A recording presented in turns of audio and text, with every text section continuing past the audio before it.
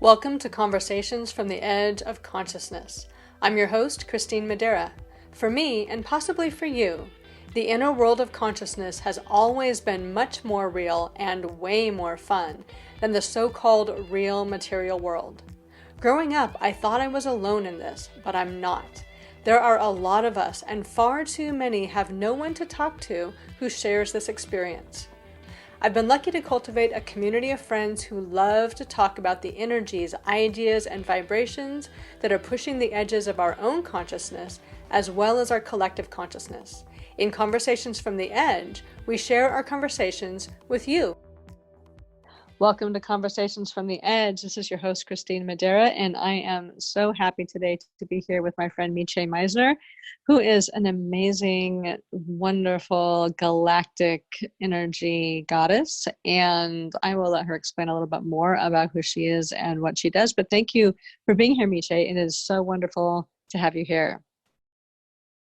I always look forward to our chats and our wanderings and meanderings through our thoughts and ideas. So thanks for having me. And I'm not even sure how to sort of announce myself anymore, because that's all in flux too.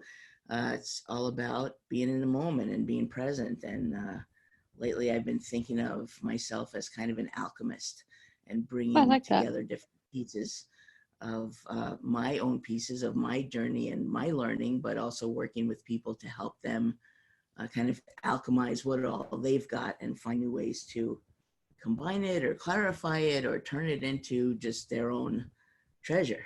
Let's see their treasure. So that's what I've been up to lately. All right. Well, you know, that really jives. I was listening to, I can't even right now say his name.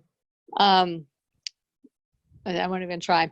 Anyway, I was listening to this guy today, and he was talking about alchemists and an alchemist that he was working with.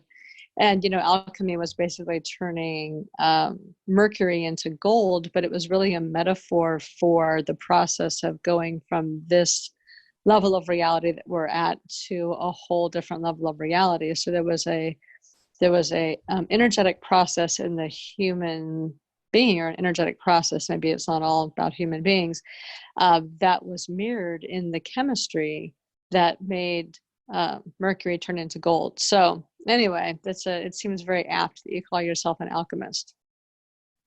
Yeah, I'm definitely feeling that and playing with that and looking at it in my own life. And, you know, I think some of that, or maybe a lot of that I look at, is just even it has to do with how we define things and define, you know, we were touching on before we came on about, you know, what we call things or how we name them or what we believe them to be. And I was sharing this month's been a little bit rocky for me, mood-wise, up and down. And I was pretty quick to say that I was kind of going in and out of depression. And it seemed true when I was first saying that or thinking that. And I have such a long history of depression in my life that it's a familiar label to, you know, or experience to kind of fall into. And as I was thinking about it more in this specific instance of just late, I thought, no, you know, I really didn't feel depressed. I felt a whole lot of other things, which included disappointed, frustrated. There was some hopelessness coming and going, and just all these other feelings and sensations and ideas about what was going on, but none of them were that sort of just deep kind of hopelessness or whatever, or despair even, that I would connect to depression, and then the whole like biochemical depression thing.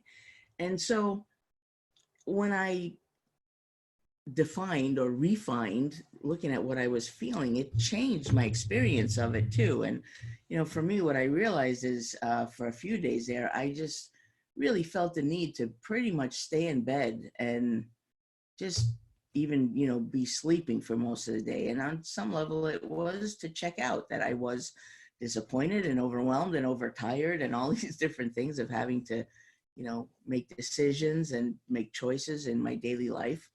Mm-hmm. And when I allowed that to be okay and just be what it was, then that was fine. And then I, sort of slept some more, and then it was over. Then I got up and I was like, oh, okay, today I'm ready to, face something or make a choice or whatever. Whereas one of the things about labeling what was going on as depression, one of the things I always felt in depression was that, something is wrong with me, or something is Mm-hmm. wrong with my life. And that sort of demanded some change, and sometimes things don't really, I don't have to change my life because I was having those feelings. I needed to sleep for a couple of days, and then just get up and carry on. So it was a completely different response to myself when I saw it differently. Okay. Well, And I want to reflect back on you for something there, and then because I know we were thinking about a particular direction, but we do that and then we go off on these tangents. So we'll see what happens.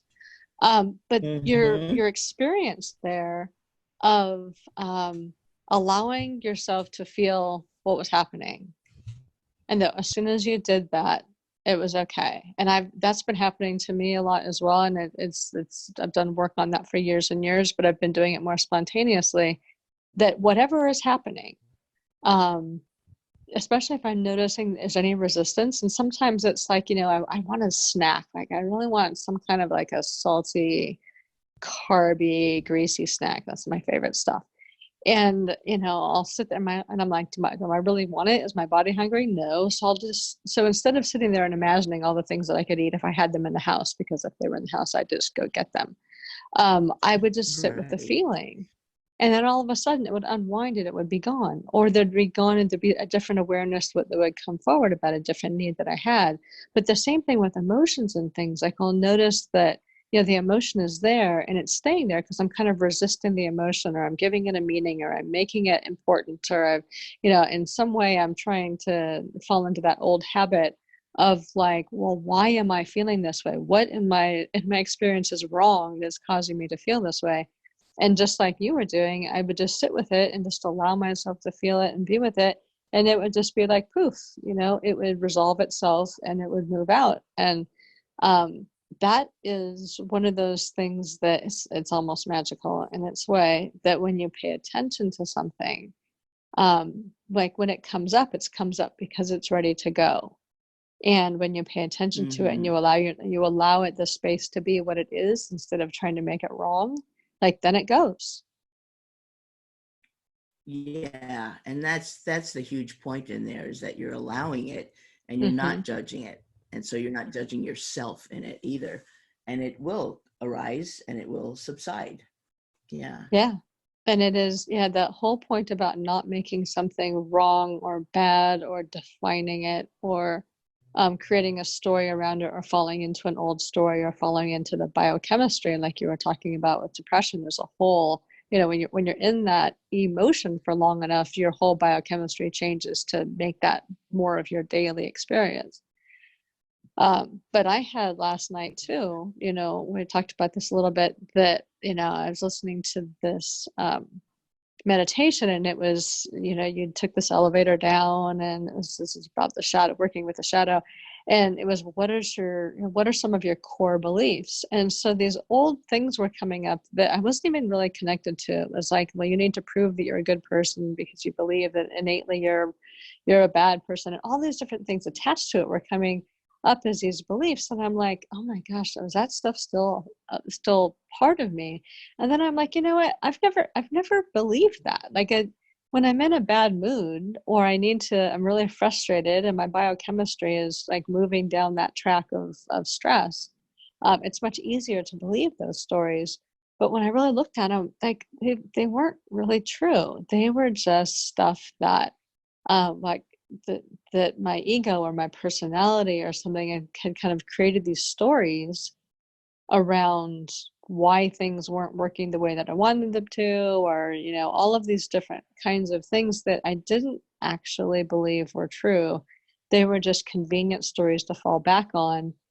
And when I began to look beneath those, I was moving into more of that place of allowing and seeing what was more true beneath that. And before we got on here, we were talking about the difference between the personality and the personality's interpretation of life and life events, and awareness. And awareness is just being with what's happening and events, and how different it is when we're in personality versus when we are in awareness. Yeah, they're two completely different experiences, and when you're in awareness, you're sort of stepping back and looking at a little bit bigger picture, and you can see sort of what your personality is up to, and you can see those stories. And I think the way you were saying that, things are coming up and you're saying, wait a minute, do I even really believe that? Or I don't believe that, is a greater awareness and a sense of yourself looking at this piece, the storyteller in that way. And I think a lot of times, at least initially, our personalities, when they come up with these stories or these reasonings for, why this happened or how that happened, it's a protective device. It's trying to make Yeah. sense something, and then it's also trying to, sort of make sense of, well, how did that happen, and how do I make sure it doesn't happen again? Yes. As right. And I talk with people about that in terms of, what some people call sort of like the saboteur voice, or, the ways that we sort of hold ourselves back, or the fears that we have that maybe keep us small. Initially, those insights were, I don't know if they were insights, they were judgments or stories about what was going on. And like I said, well, I don't want that to happen again. So you make up this story and you hold on to it. And then we want to just throw the whole thing out and push it away usually. And so instead, what, you just looking at it and allowing it to be is a whole nother way to experience it, in a way for, as we were saying, for it to go, right? To kind of come up, to arise, to be able to be seen, to see something in that, to learn something for yourself about that, and then to allow it to go because it is no longer serving you. Well, and And one of the things that I used to, when I was a hypnotherapist, one of my tagline, well, actually it was change your thoughts, change your life, but it was really about changing, if you change your story, you'll change your life, which is true in a sense. But story, I have found and realized in myself and with clients, that story was a way to control, or attempt to control, the things that happened in life. Like, if you can explain things through, whatever the meaning that you give them, it is a way to control things. And so we tell the story, and then we try to change our life in relationship to the story so that we can control an outcome in a whole different way. And this isn't even a cognitive thing. Like, when I was working with people in hypnotherapy and we would do regressions, this kind of calculation was going on in young babies and even in the womb, before you have any cognitive abilities. There was a whole kind of energetic around somehow controlling the narrative, I guess, or trying to explain what's happening in a way that you could then control what's happening, because you could then change your behavior to try to make that either not happen again or happen in a different way.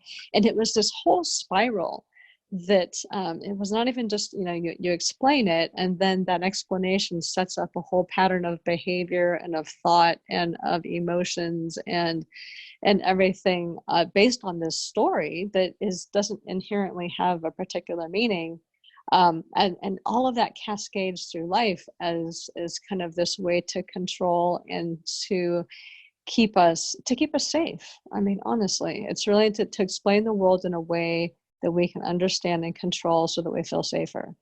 But I was fascinated that this would happen not just when people had cognitive abilities, but this would happen on an emotional and energetic level way before we have cognitive reasoning. interesting. Yeah. I have this image of, sort of being set down in the middle of this game, and you're not Yeah. told what the goal of the game is or what the rules are or what you can expect. And we're trying to make sense of that. And yeah, I think, similar to that, I think one of my distresses over life has been, the feeling or the fear that I don't get what it is I'm doing here. Not just me, but, people in general, but a little more concerned with myself, than with other people. And, the fear that I'm going to come to the end of this lifetime and maybe discover that, like, I was playing the wrong game, like I was playing a game of checkers when really I was in charades or something, and I just kept going on a straight line. I was supposed to have been much more creative, or whatever it is. Just this idea that I got here without, not even without the instructions in the rule book, but just even what the landscape really is. Oh, you and I are then cut from the same cloth. I swear to God. Like that, you're just like explaining the whole narrative of my life right there. Yes. Yeah. Right. And it's like, I keep looking around like, okay, well, what is this? And then, and then you start to tell a story like, oh, okay, that's what this is. Yeah. And then play accordingly. Right. So now I don't just go in diagonal lines. I'm supposed to, leap forward or bounce back or, whatever. It's all about, just the stories that, if you talk to just even different healers or spiritual people, there's the story of like, okay, we came here, we're being tested, and we're supposed to pass a test. We don't even know what the test is, but it's a test. Then there's the other one. No, it's a pop quiz and we've got to pass it. Right. Yeah. Yeah. This is cool. And we're here for learning, and everything is about learning, and it's just all about learning and learn. And then the other is like, no, I came down here, and for a reason, because humanity is evolving and needs to, come to this crescendo of enlightenment or whatever, and we're here to somehow make that happen and help support that. And what does that even mean, and what does that look like, and yeah. So just, what's kind of rolling through with this is the difference between, because I do think, and I'm a novelist as well, so I love story, because story moves energy. Story is the carrier of metaphor. Story, helps us make sense of the world and be in the world, even when the world makes no sense. And there's a difference between, let me go back to the original thought with that one, or the second thought that I was jumping over. There's a benefit energetically to changing a story from one of disempowerment to one of empowerment. So I don't want to discount that. Because when you explain something that has been disempowering emotionally in a way that allows you to come into it with gratitude or with peace or with appreciation, with love, one of those things, it totally radically changes your energy. So I do think the process of story and the use of story to energetically shift and to change your understanding of how things might be, and change your metaphor of what's happening, is important. But I think there's a difference between like story as a pathway for greater expansion, and when we believe our stories, like because right now, we're in the sort of the post-fact world. We're in the world where beliefs are facts, that everybody believes their beliefs as truth, versus using, understanding that your beliefs are telling a story, and that story kind of determines a lot of things in your life, but the story itself, the belief itself, is not true. It is just, it's explaining the world in a particular way. And when we believe that particular way is truth, and we get attached to that truth, and then we want to defend that truth, and then we want to die for that truth or kill for that truth or something. It's just a story. People change their stories all the time. And the personality, I think, gets really caught up in attaching itself to a story to make sense of life and to try to like organize life around this around a story that it can say, well, this is true, so I'm going to organize my life around this story so that I know where I am in relationship to truth. And the awareness, because awareness to me still, there's still value in the story, but it's more of a metaphorical value versus the story as truth value, or the story as an explanation of something that really happened, if that makes sense. Mhm. Right. The story is like an exploration. Yes, they're perfect. And Yes. possibilities, right? But it also, you get too tangled up in the story and wanting to defend it and keep it. Not only are you sort of, I'm getting myself, stuck and rigid in that, but as we know in other teachings and other experiences, what we believe and what we hold to, Mm-hmm. we are actually creating the reality around us that tries to fit that picture. Yes. And so the more we're sticking to our story, the more the world around us and our experiences are going to also stick to our story and want to sort of reinforce it. And like when I'm teaching spoon bending, just one of the simple things is to just wonder what else is possible. And not just, spoon bending, but with anything, to just be like, Mm-hmm. how else can it be? What else is possible? What is available that I'm not even aware of? And to invite change in. But Yeah. most of our personalities really don't want to invite change. They want to reinforce why it is the way it is. Yeah. So And one yeah. of the things I think with personality, when we get attached to those stories, is because, consciousness is really flowing and moving through all of us and moving us forward in some direction that we're all going, collectively and individually, sometimes kicking and screaming, that when you get really attached to a story, one thing that consciousness does is it brings things in to fracture that story, because if you don't want to expand, then life will expand you anyway, and it can expand you by constantly breaking down those story points. And I know Carolyn May says something, that anything that you believe is true that is not actually truth will betray you. And I think that's an experience that we've all had about, some big thing that we really believed in, whether it was a person or an ideal or whatever it happens to be, that ultimately betrays you, that your trust in that betrays you, because it's not actually truth. It may feel true. You may tell stories about it as if it were true, but unless it's actual truth, it's going to betray you, so that you open up to, like, it's like that Rumi quote, that the wound is where the light comes in, or something or other. You might know what it is, Right. but it's the wound is how you come to a greater sense of possibility and truth. And if you are sticking to your story, your deeper self is going to continue to chip away at that story, so that you can come into a greater sense of truth, versus holding on to something that your personality deeply wants to believe is true. Mm-hmm. Yeah, it makes me think of, sort of the cosmic 2x4, coming in. Yes. It's like, if you're not changing, if you're not getting a hint, if you're not, you know, responding to things in a flexible sort of way, then eventually the hints are going to get bigger and bigger until you get hit by the cosmic 2x4. Mm-hmm. But something that you were saying about that our, like, our awareness, like, is, it wasn't awareness word you used, but Consciousness.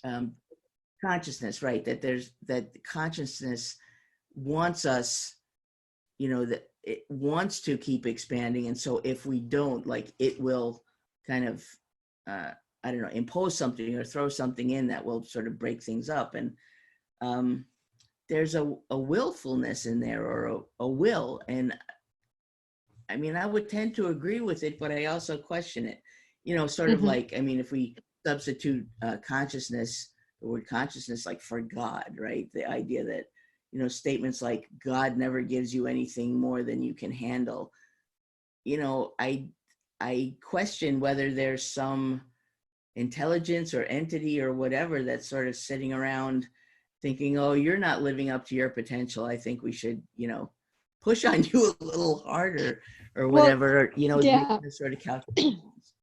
I agree with you with that. And my intention with the consciousness was not consciousness as something separate from yourself, but consciousness as that deeper Mm, part within you, like that part of us. Because and we were talking about this before, and before we get on the call, we keep referring back to that.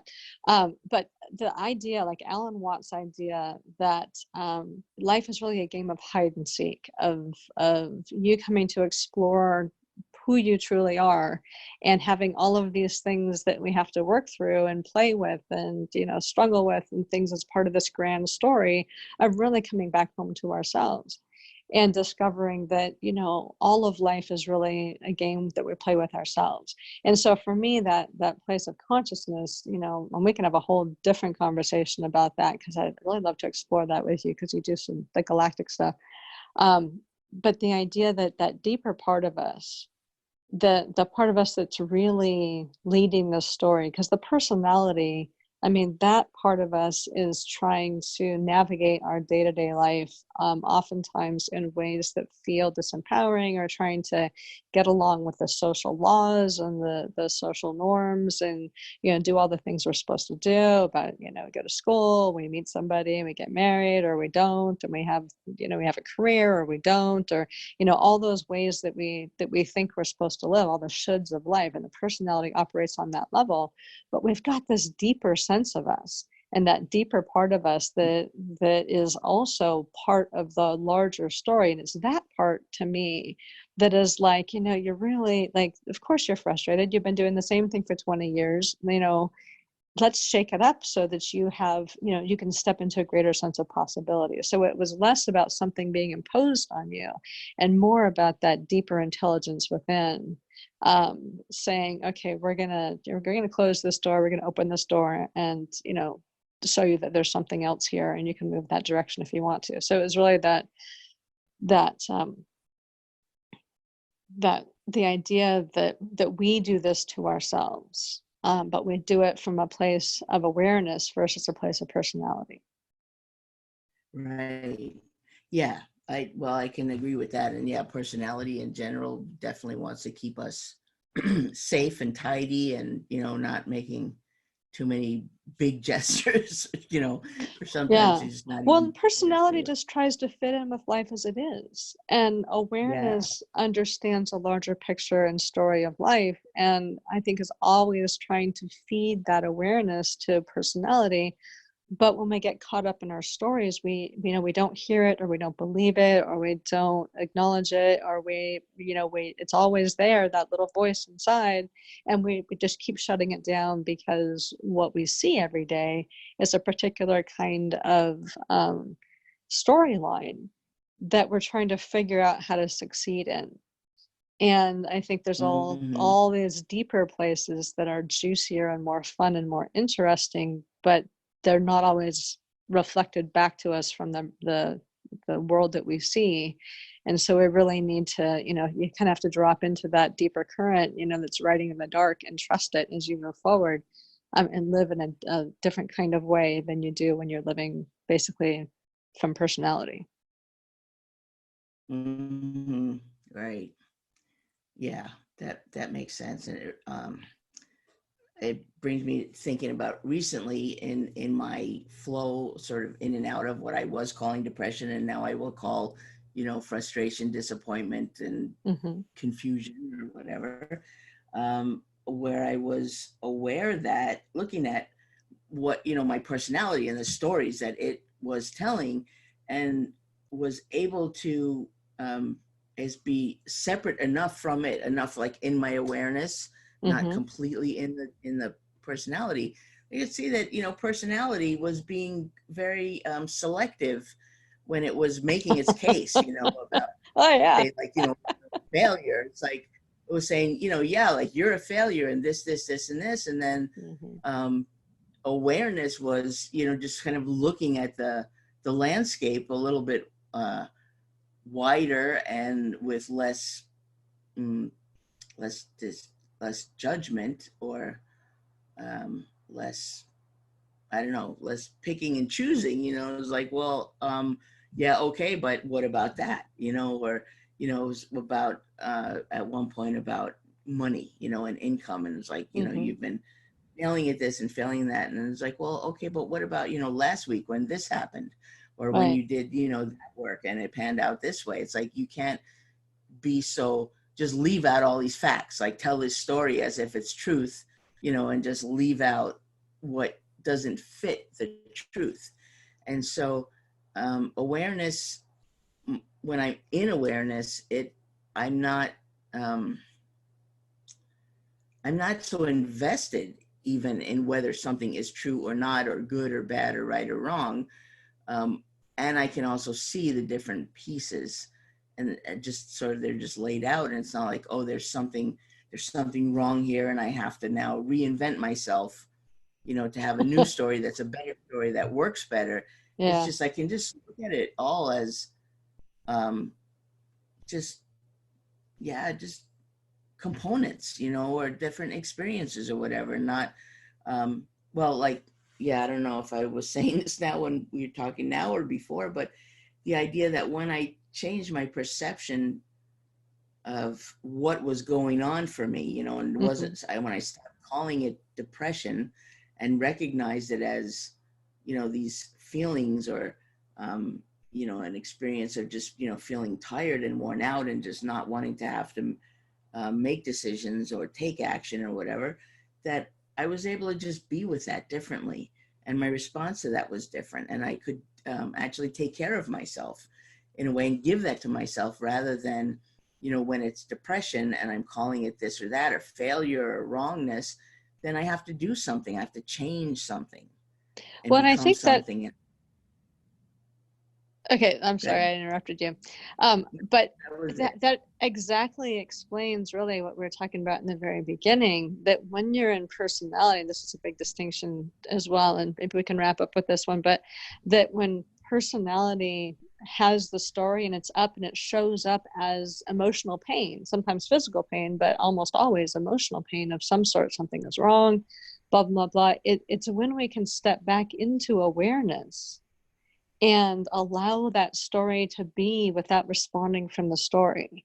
You know, so I think that's a perfect contrast that we've been talking back and forth on this, that it's that shift from, oh, here I'm in this story, let me step back into awareness, and then the story just resolves itself, and you no longer have to respond in the story. Like then, you know, you're like, okay, well, I just need to take care of myself and rest. I don't need to fix this in some way or respond, you know, react in some way. I, you know, have this deeper understanding of what's happening, and you're responding from awareness. So that's another good contrast between, you know, when we're in story is where all that emotional pain comes up, and sometimes the physical pain that comes up with the emotional pain. And in awareness, we're in that state where we can see the larger context of things, and allow, you know, the smallness of the story to kind of unwind and release, and have a greater understanding of what really is. The exercise maybe in this is just how to keep stepping back from personality, how to be in that greater Yes. awareness. Do you have any So, kind of process for that we can go through before we sign off? um, well, just, I guess, a suggestion for people to play with, and this actually comes from um, like self-inquiry Mm-hmm. meditation. Um, Advaita Vedanta is one of the sources of that, and just to, when you're having a thought, you know, to just first of all to realize that you're having a thought, right? Because Mm-hmm.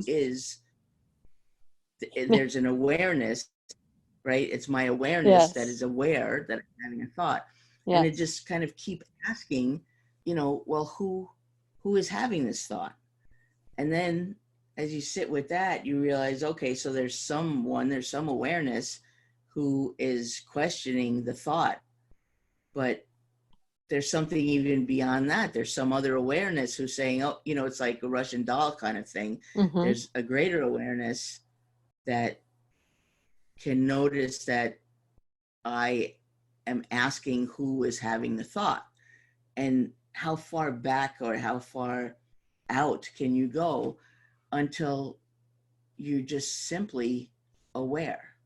Yeah. And not even have a question, or look Oh, at or look into, just aware, just isness, beingness.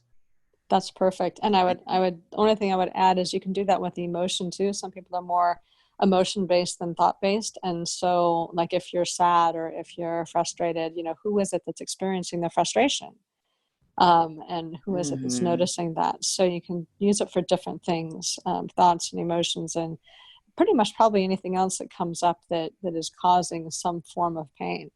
And you can do that. I know when I was in India and I met Amma, and one of the stories about her, she had to get dental work done, and significant dental work, and they wanted to give her anesthesia, and she's like, well, why? It's just pain. And I'm like, oh, really?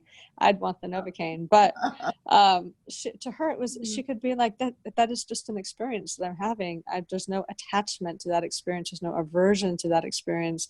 She was able to be in isness during like major dental surgery. Without it being any kind of traumatic thing. So you can, I think it's a little harder to do it with physical pain, but as an exercise in who is it that is experiencing this knee pain, or you can use it for lots of different things. So thank you for that. That's actually quite lovely. All right. And so thank you again for this conversation. And I know we're going to be talking again really soon, but can you tell people how they can reach you? And also a reminder that you can always find all links and links for Michė's stuff on conversationsfromtheedge.net. But how could people reach you directly? Yeah, probably the best way these days, you can email me. The email is micheshines@gmail.com. And you can find me on Facebook, also Michė Shines, or just my name, Michė Meizner, and Spoonbender's Cafe on Facebook. I've got my business page where I post videos and just share things. And then I've also got the Spoonbender's Cafe group where we hopefully have discussions like this and connect more on these wild and interesting topics. Yes, perfect. And Michė is Miche. So that makes it a little easier for people to find you. All right, Michė, we will be talking again soon. Thank you again so much for being here. It's always such fun to talk with you. Yes, likewise. My awareness appreciates your awareness. Thanks. Vice versa. Thank you. This is your host, Christine Madeira. I hope you've enjoyed this conversation from the edge of consciousness. You can find all our conversations at conversationsfromtheedge.net. You'll also find links to schedule a private conversation with me or any of my friends, as well as tools to help you expand your own consciousness and explore what's possible for you outside the boundaries of your current perceptions. Feel free to use this podcast to start your own conversation by sharing it with friends, on social media, in your blog, or even in your own podcast. And as always, live the adventure of pushing your own edge. It's the most amazing adventure there is.